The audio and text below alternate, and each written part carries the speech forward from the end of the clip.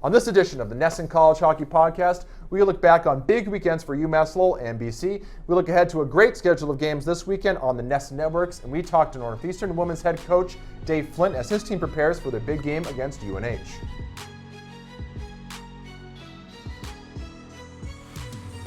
Hello everybody, welcome to another edition of the Nessun College Hockey Podcast. I'm Dakota Randall, alongside always Mike McMahon. Mike, how you doing? I am good. What's going on? Not too much. Listen, we got a great episode for you. We're going to look back to what was a great weekend of college hockey action, great games in Hockey East. Across the board, we're going to look ahead towards what will be another great week in college hockey. A lot of good games on the Nessun Networks. We'll get to those in a bit. We're also going to talk to Northeastern women's head coach Dave Flint ahead of his team's game against UNH.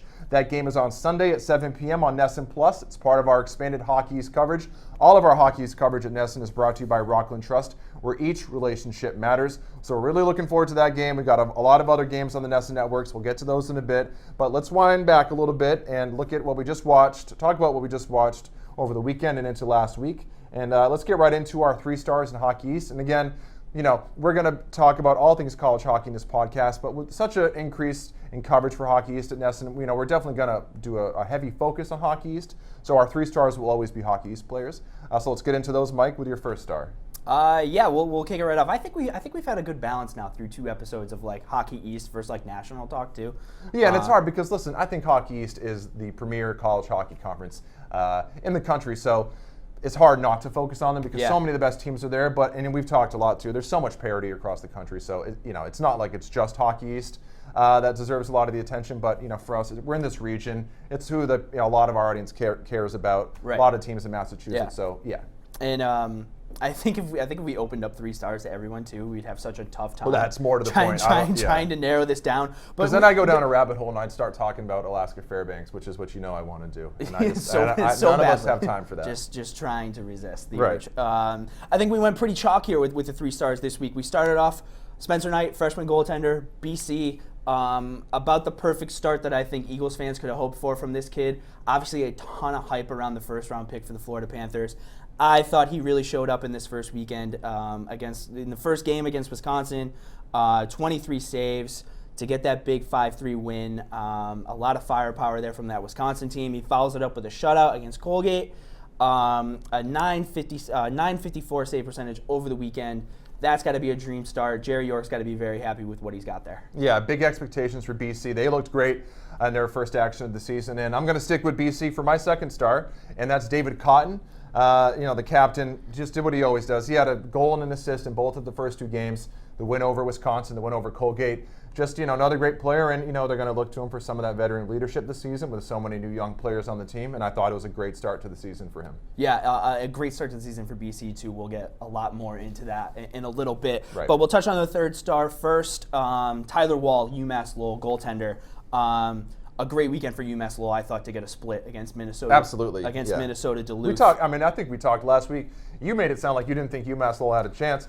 I thought, not necessarily true. No, we might have to go back and listen to the tape. I said that weird things happen when a team's putting up a banner, and that's exactly what happened. You're right. You did say that, and I just think in general. I mean, UMass Lowell's a quality program, so I wasn't at all surprised by that. No, Tyler Wall, great. Tyler Wall absolutely stood out. He's topped 68 of 72 shots he faced against UMD. I thought he outperformed Hunter Shepard the entire weekend pretty greatly. Stopped 28 third-period shots between the 2 games. Obviously, it was a split there, but a massive performance by Tyler Wall, UMass Lowell. A very good weekend to start their season. Yeah, great start to the season for both UMass Lowell and BC. So let's get right into it. Let's kind of talk about all the games we just watched. For me, I'm just going to follow up by for the end of last week's episode where I said the games I was looking most forward to were for AIC, American International, and Quinnipiac, because AIC was the darling of the tournaments last season. They got knocked out in the West Regional Final, I think by UMass, I forget. Anyway, I wanted to see what they would look like coming into the season. Were they a fluke? Are they here to stay? Obviously the best team in their conference, but how would they look against a strong Quinnipiac team? They lost both games, but they lost them 3-2.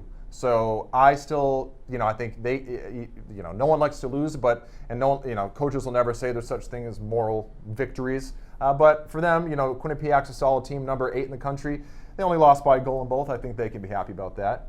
We're not going to dive into that too much because, we don't want to get too nerdy. But I thought those were some interesting results. A very competitive series that was, too. Yeah, and a very competitive series for sure. Yeah, so I mean, again, AIC not going to be an easy out this season. But again, I think the highlights were the BC-Wisconsin game, BC and Colgate as well, and UMass Lowell versus University of Minnesota Duluth, the defending national champions. They raised a banner. UMass Lowell pulled that one out. But let's start with BC versus Wisconsin. You were really looking forward to this game. The Eagles, who now are up to number 6 in the country, they came out with a 5-3 victory and then followed up with a 3-0 win over Colgate. Just your general impressions on the start to the season for the Eagles, who have huge expectations this season. This one didn't disappoint. Last week we talked a lot about the rookies, the freshmen, two of the best freshmen, probably the best 2 freshman recruiting classes in the country coming into this season, going up against each other early in the year. BC's been down for a long time now. They haven't gotten off to great starts, a really bad start last year. How would these young kids kind of come in? That's what we talked about.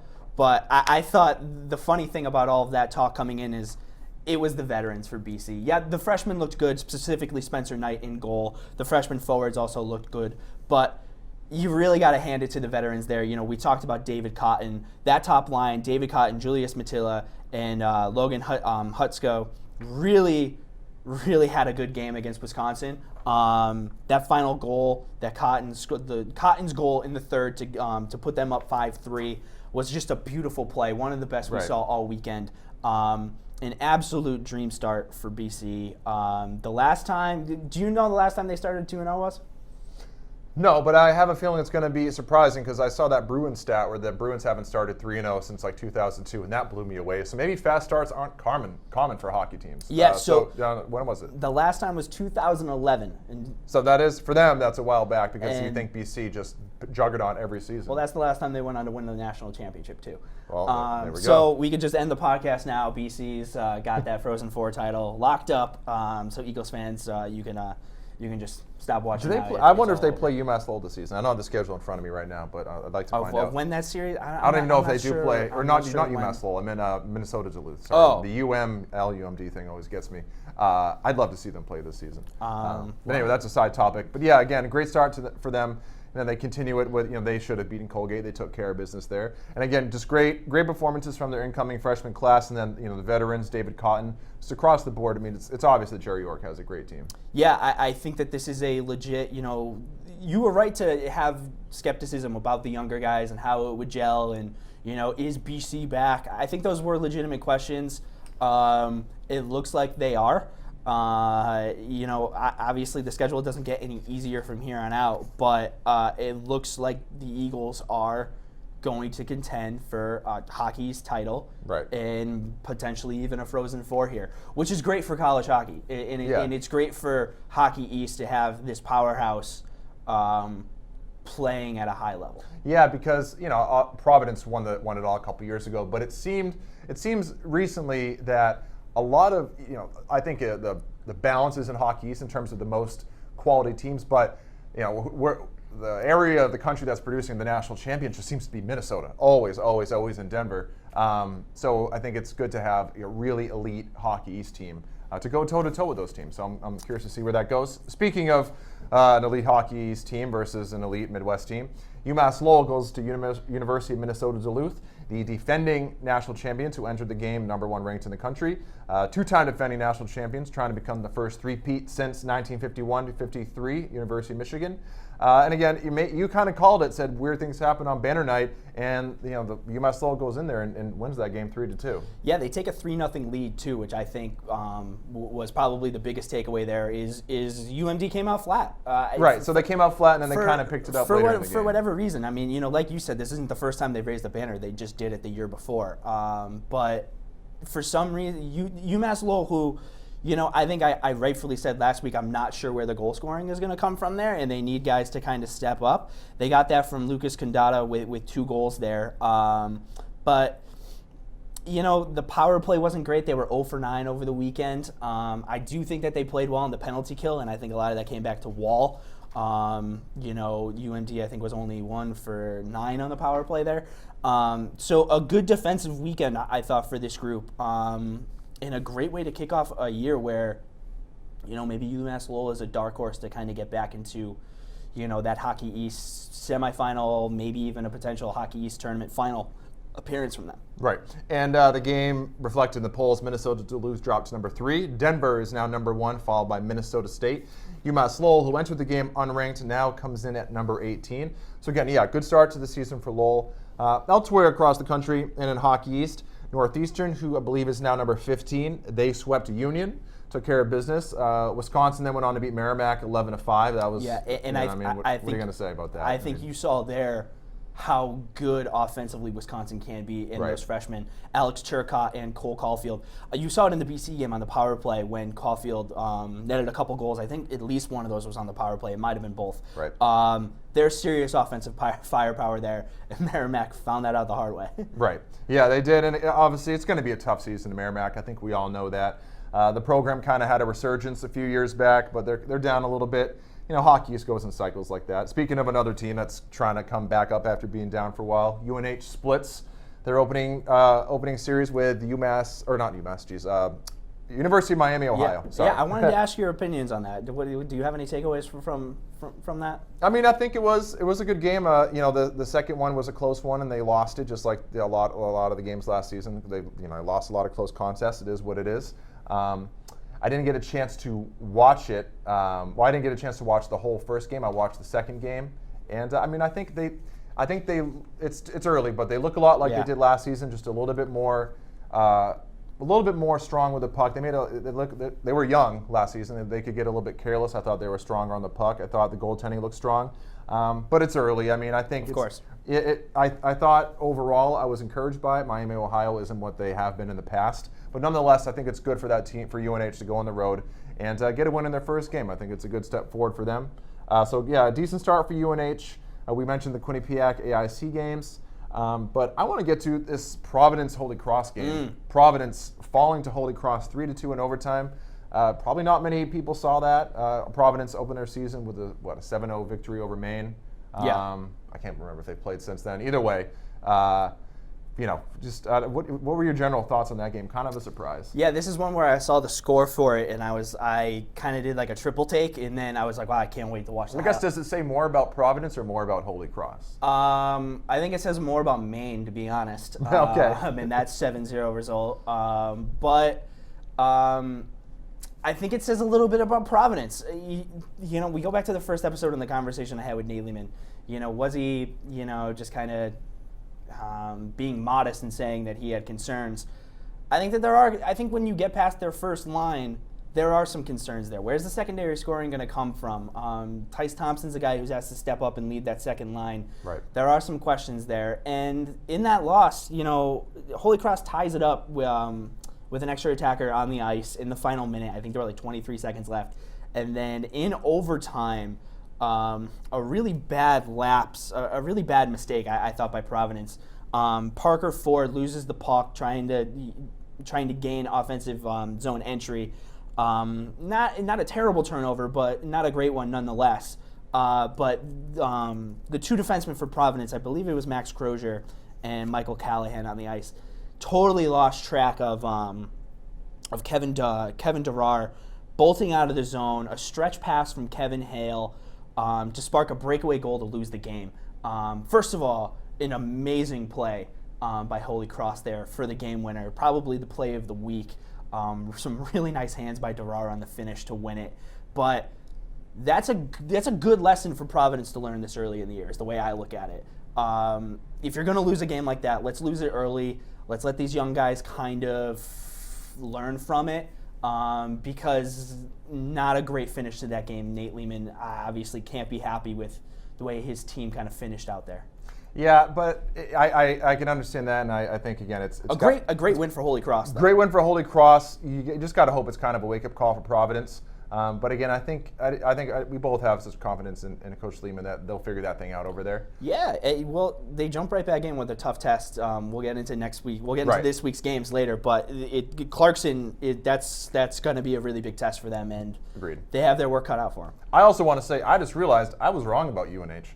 I So I knew that they won the first game 6-2. They got a tie. Yeah, they got a tie. Yeah. So tie. I was watching the second game, and it was 4-4, and I didn't make it into overtime because I had other stuff to do. But I went back on their Twitter account, and I could have sworn I saw them say tough split in Ohio. So I said, oh, they just lost another close game like last season. Yeah. No, they tied that game. Yeah. So I don't again give our props to UNH for not. They did not lose that game. Yeah. They tied. But again, it's another one. I think they had 13 overtime games last season.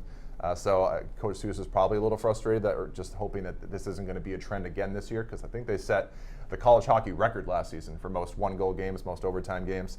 So yes, UNH did not lose. I don't know if I just saw a wrong tweet or what. I think this might be your natural cynicism. Yeah, it might be my cynicism coming out of expecting them to lose all these close games. Because you are the official UNH heat check guy on the podcast. Yeah, that's my team. I'm not going to be shy about my bias. So again, yeah, UNH won 6-2 and then tied 4-4.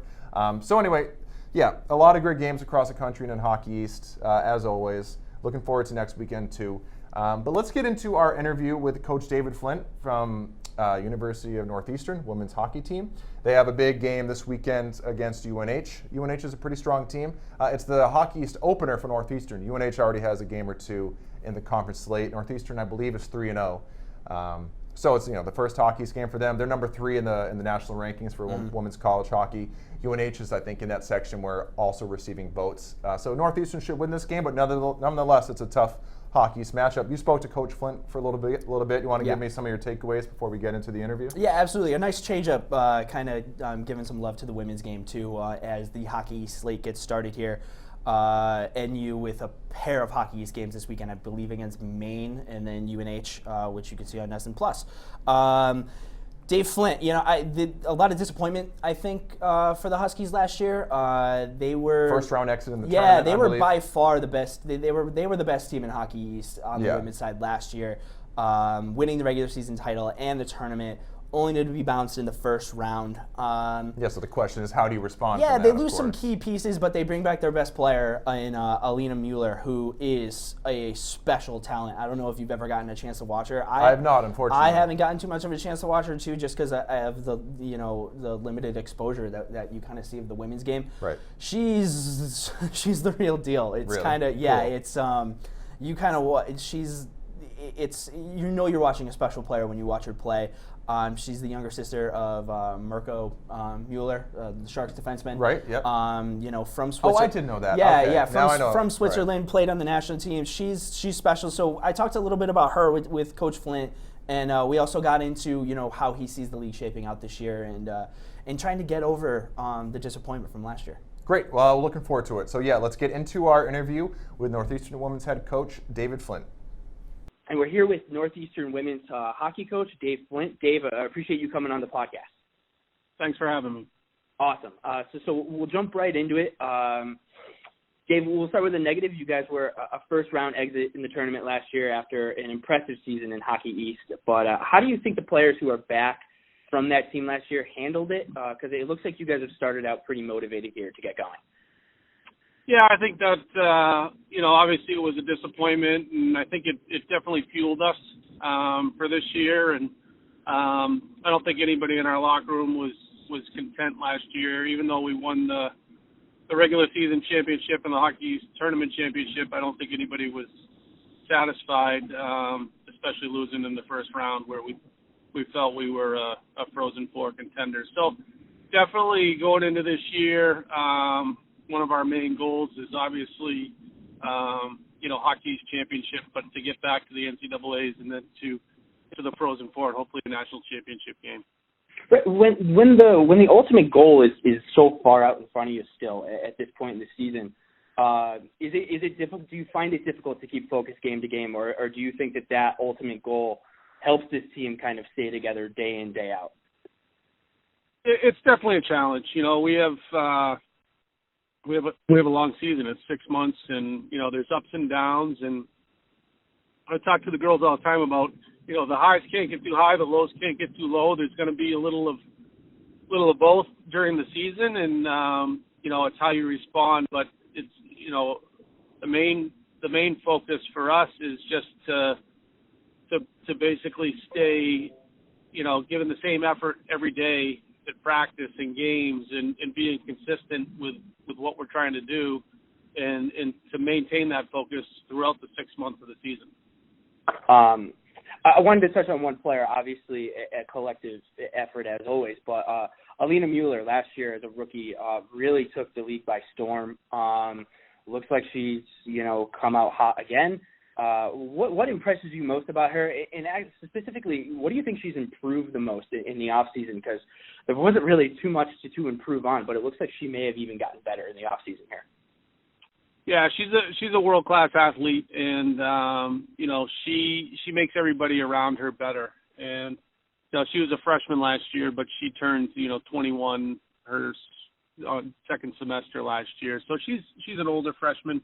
But I think for her, she's gotten better this year, and I think a year of college hockey under her belt, but also just her drive to be the best she can be. I mean, she works at it day in and day out, and she's a good role model for young athletes that have lofty goals and want to be successful in any sport.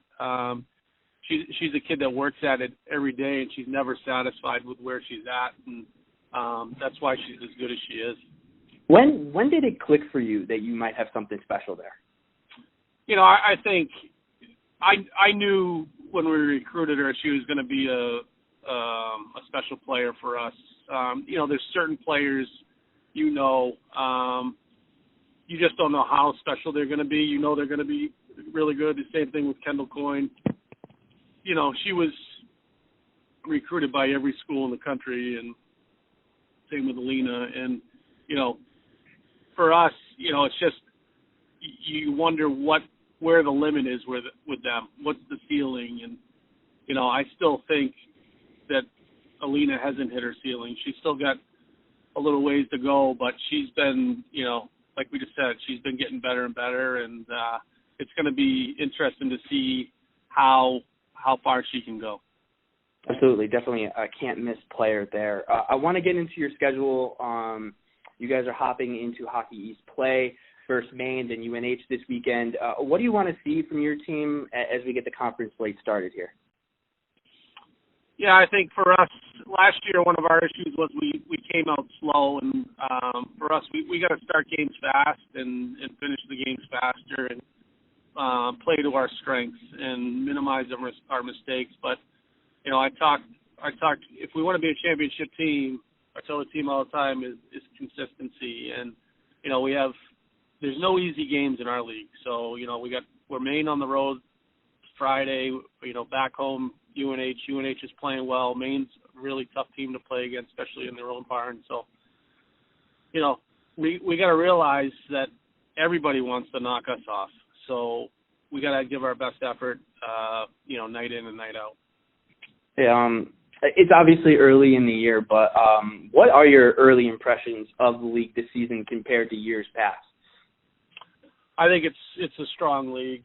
You even look at Holy Cross, who is a second-year team in our league. They just went out to Penn State, tied them twice. Penn State's a good team. They're playing everybody tough, and then you just look at our league through and through. Anybody can beat anybody on any given night.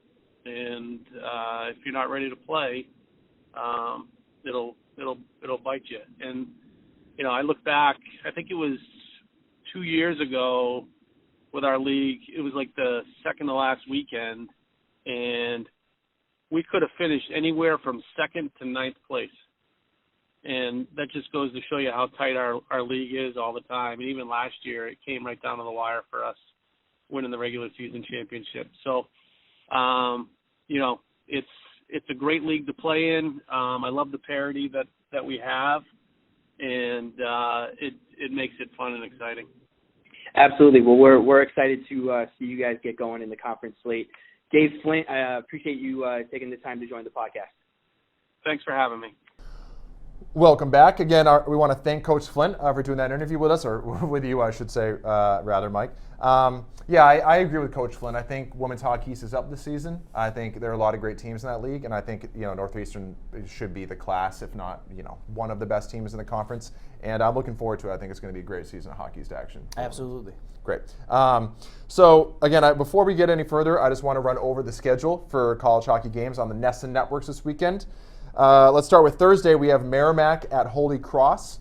That game again is at Thursday at 7 p.m. on Nessun Plus. Then we have on Friday we have Union at number 4 UMass. That's Friday 7 p.m. Eastern Time on Nessun. And then for Saturday we have Holy Cross at number 15 Northeastern. Again, don't sleep on Holy Cross. At number 15 Northeastern, that's 7 p.m. on Nessun Plus. Saturday, number 6 Boston College at number 1 Denver. That's going to be an excellent game. We're going to get to that in just a second. That's at 9 p.m. on Nessun Plus. So again, a lot of great action. And again, the Hockey East games. All of our Hockey East coverage is brought to you by Rockland Trust, where each relationship matters. So let's get into the Hockey East week ahead, Mike. I think that BC-Denver game, again, obviously not a game between Hockey East teams, but both on the national scale and just for games involving Hockey East teams, that's got to be the marquee matchup for the entire week in college hockey. Absolutely. The Eagles don't mess around with their schedule, and so it's good to see them playing at a high compete level right out of the gate here, because there are so many good matchups on their schedule to start the season.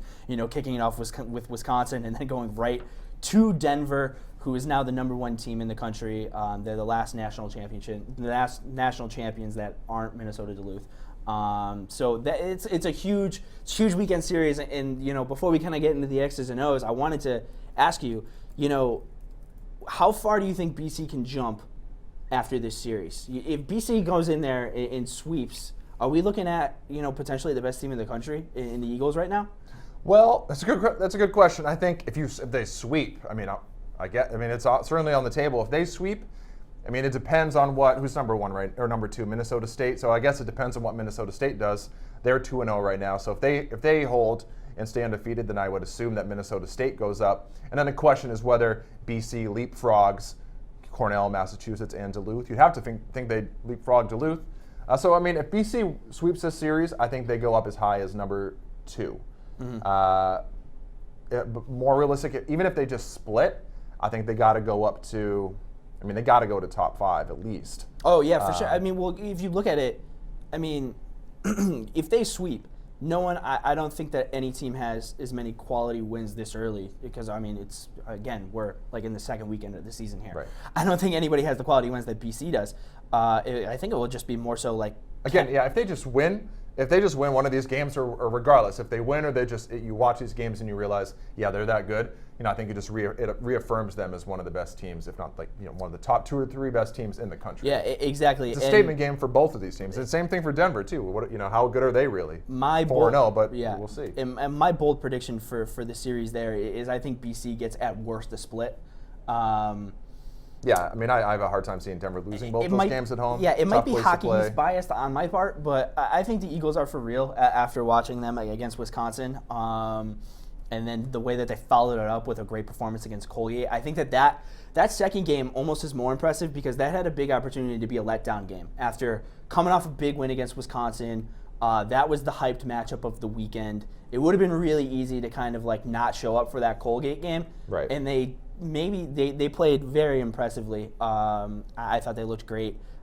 This series is loaded with Hobie Baker candidates. Yeah, it really is. Ian Mitchell, the defenseman in Denver. Obviously, we've talked all about the BC guys. Yeah, so you have a chance to see, when that game, if you watch that game at 9 p.m. on SN Plus, you have a chance to see some of the best young players, or just players in general, across all of college hockey. Yeah, Ian Mitchell is probably one of the best defensemen in the country. Denver has a great sophomore class. They have a good sophomore core there. But really, what I think gives BC the advantage here is what I touched on earlier in the episode, and that's not only do they have some of the best freshmen in the country, I think they might have one of the best top lines in the country, which is led by their veterans. Right. And I think that group is ready to kind of bring those young kids up throughout the season. And this kind of trial by fire start, I think, was the best way to get them going. And we'll see if they could follow up a great first weekend with a great second weekend. And I don't know if you agree there, but there was I agree. There's one other X and O that I want to touch on, and the goaltender matchup I think is awesome. That was actually I was going to say that, but what do you have to say? Two freshmen in net. Magnus Krona, I think is how you say that. I'm not even going to try, but I think you nailed it. Krona. It's either Krona or Krona. Spencer Knight is easier to pronounce. Spencer Knight is much easier to pronounce, but I'll just say Magnus. It's great. It's a great first name. It's definitely Magnus. Magnus. Yeah. 4-0. We can say that one. 4-0 to start. And so he's a draft pick of the Lightning, I think 5th round in 2018, going up against a Panthers 1st round pick from last year in Spencer Knight. 2 freshman goaltenders who, are maybe 2 of the better freshman goaltenders in the country, going head to head. So and I assume that, we'll obviously get at least one matchup where it's them going toe to toe, probably both, who knows. But that's definitely a matchup to watch. They're very similar. They're both like 6'4". They're both like kind of the same size. Big prototype goaltenders. Yeah. So a very good potential, like a pro prospect goalie matchup there. And just again, pro prospects, hard to say. Pro prospects across the board, on both teams, not just the goalies. That game. Two great coaches too. Exactly. Yeah. So all around, that's must-see TV if you ask me if you're a hockey fan. It's 1 versus 6. Yeah, it's 1 versus 6, and it's a real 1 versus 6. Yeah, it's not some kind of phony early season 1 versus 6. That's a real 1 versus 6. So that's going to be a great game. Sticking in Hockey East for just a second, we have number 13 Providence at number 10 Clarkson, Union at number 4 UMass. That game on Nessun on Friday. Colgate at number 18 UMass Lowell, and then Maine at Quinnipiac. Anything about any of those games stand out to you? I think we kind of know how Quinnipiac Maine's going to go. Yeah, absolutely. A big weekend for the Friars against Clarkson. How do you respond? That's a good Clarkson team that's really strong up the middle with good centers. The Friars have their work cut out for them, I think, in this matchup. And I would say a split would be a good result for them there because Clarkson's a good team. But, Providence... Is it a 2-game series? I'm not sure. Is it just a 1? Oh, I think it's just 1. Thank you for correcting. No, I know. I mean, almost everybody's playing a 2-game series. It's an important game, I should say then, for the Friars. To kind of bounce back against a good opponent in not a great weekend for Providence coming off of such a good first outing. Other matchups. One thing that kind of struck me about Union just really ran the gauntlet through Hockey East to start. God, what a tough start to the season for those guys. I mean, that's what I was thinking too. Like all 3 weeks we've done this. We've talked about the games we're looking ahead to. We've said something along the lines of Union with a tough matchup against this nationally ranked Hockey East team. So, they opened up against BU. Not like a UMass. And then they got swept by Northeastern. Yeah. A tough 0-4 start there for a Union team that I think had a lot of question marks. But going off of that, Rick Bennett's a good coach. I'm interested to see what that schedule does for them later in the year. Like, does that help them kind of move along, and how competitive can they be later in the year? Because it's tough to start in Hockey East like that. Because I think right now Hockey East has 6 nationally ranked teams. You got UMass at number 4, BC at number 6, Providence at number 13, Northeastern at number 15, UMass Lowell at number 18, and BU at number 20. So to start your season by trying to run through Hockey East is not easy. No, absolutely not. And you brought up UMass Lowell, an important weekend for them to follow up. Don't take the foot off the gas after a great start. Right? Can it be easy to go? This one's in the bag. We just beat Duluth. But so important weekend for them. And then Maine Quinnipiac. I'm going to give Jeremy Swayman as many shout outs as I can because that kid keeps saving. He keeps coming up with so many saves every game, and his team just it doesn't really back him up. They came up with a couple wins against Alaska at Anchorage, but and then Keith Petrocelli was someone I wanted to touch on real quickly, a non-Hockey East player, that junior goaltender for Quinnipiac. Locals in Massachusetts might remember him from Post Francis High. He's a local kid from Wilbraham, Mass. I think it is. I could be wrong there. 3rd round draft pick in 2017 by the Red Wings. He hasn't looked too great in his first 2 seasons. I would definitely say he's bordered on a disappointment in the first 2 years. 2 good games against AIC. That was my big takeaway from that weekend. Can he follow it up, and can he kind of show that he can turn into the prospect that many people thought he would be? I know Quinnipiac thinks that this is his breakout year. So that's going to be huge for them. 2 talented goaltenders in that series. Right, and again, obviously goaltending is so important in college hockey. I mean, it's obviously hot take alert, but again, that can be the difference with a lot of these teams. Speaking of that Quinnipiac AIC series, let's get into our looking at the games that we're interested on a national scale, not just Hockey East. American International at Sacred Heart. Honestly, I don't have a big preview for that. I don't know much about Sacred Heart, but I just thought I'd throw it out there because I'm tracking American International all season. So let's just kind of go back and forth. Some of the games that we're most intrigued by. I think Minnesota Duluth at Wisconsin obviously is going to be a big one. That's number 3 versus number 17. See how Wisconsin ends, but see how both teams respond. It's a good measuring stick for the Hockey East teams that have played those two squads. That's kind of a good measuring stick to see how real how good that performance that UMass Lowell put up was, and just how good was that performance that Boston College put up. That's a good measuring stick game for Hockey East. Yeah. Another one for me, North Dakota at Minnesota State. North Dakota, I'm not sure where they are on their rankings. I think they're near the bottom. The number 16 at Minnesota State, who's number 2. Again, I'm not sure how many people on the East Coast are going to be paying attention to that one, but if you're a college hockey nerd, that's one that you're going to love to watch. Yeah, absolutely. And another one I wanted to touch on was Lake Superior is going into Michigan. We've talked about Johnny Beecher, Bruins draft pick for Michigan. Yes. So that's one to pay attention to. And again, those are two teams that I always like to look at the teams that are always called. I call them the others because they're the others receiving votes.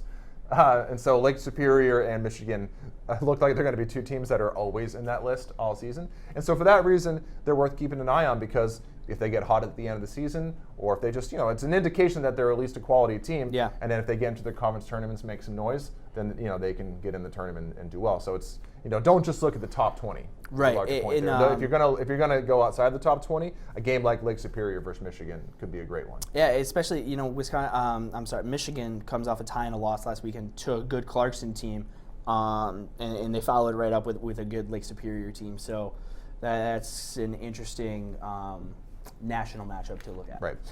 One more that I want to focus on. Similar to AIC, I for some reason just I got my eye on Alaska. Fairbanks all season.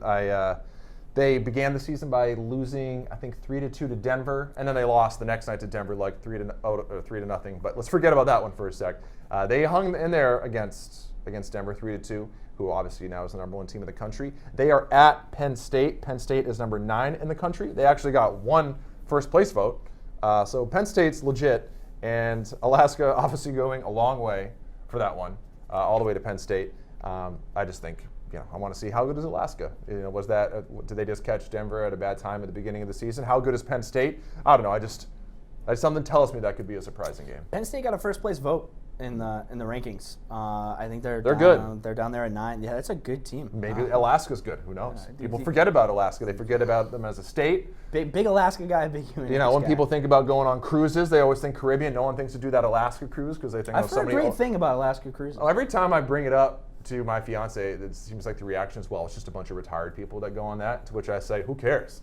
It means it's going to be more relaxed. It's not going to be nearly as many people bothering me. I can just look at the scenery. So yeah, Alaska, overlooked as a cruise destination, as a state in general, and their hockey program, I think, might be getting overlooked a little bit. And I think this is an opportunity for them to make a big statement against Penn State. Yeah, any Alaskan cruise lines that want to sponsor us. Yeah, exactly. Hit us up. I don't know why I'm so focused on Alaska. I think my little personal anecdote. My father, his family, for a period of time, my grandfather was in the Air Force, military. I don't know. They were all over the place. Either way, they lived in Alaska for a few years, and they were there when the great earthquake, I think it was a 9-point something earthquake in Anchorage, I don't know, 60s or 70s, whatever. They were in that, and so I have a bunch of family photos of them in Alaska, so I don't know. Maybe that's why I've always keyed in on Alaska. I've always wanted to go. This weird fascination with Alaska, and so for those reasons, I have a fascination with their hockey team. Have you seen Into the Wild? I have. Christopher McCandless or whatever. Yeah. Yeah. Spoiler alert: he eats the wrong berries. Alexander Supertramp. Yeah. R.I.P. It's great. It's a great movie. That's all I know about Alaska. That's about it. Well, you should study some more. Go check it out. So yeah, again, a great week of college hockey coming up. I think there's a lot of great games. I just want to one more time run through our schedule on the Nessun networks. We have starting on Thursday, Merrimack at Holy Cross. 7 p.m. on Nessun Plus. Friday, Union at number 4 UMass. That's Friday, 7 p.m. on Nessun. Saturday, Holy Cross at number 15 Northeastern. Saturday, number 6 Boston College at number 1 Denver. And then Sunday on Nessun Plus, we have the New Hampshire women's hockey team at number 3 Northeastern. So all those great matchups, we're looking forward to watching those. And that's all I really got, Mike. Anything else you want to add? No, thank you guys for listening. We're going strong here, week 3. We'll be coming at you, every Wednesday. Yep. I think it's gone pretty well so far. But please interact with us. Give us feedback. We'd love to know what you guys are thinking so far. This obviously is in its early stages, so we're scrapping things together, trying to come up with some good ideas for you guys. But yeah, give us feedback. You can reach out to me on Twitter at McWham. I am not the College Hockey News Mike McMahon. I am indeed a different Mike McMahon. That is another story for another day. Not superior, not inferior, just different. And you can find me at Dak Randall on Twitter. I don't know. Maybe I'm a good Twitter follow. Maybe I'm not. Who knows? Anyway, we're going to get out of here. Again, thanks for listening, everybody, and we'll catch you next week. See ya.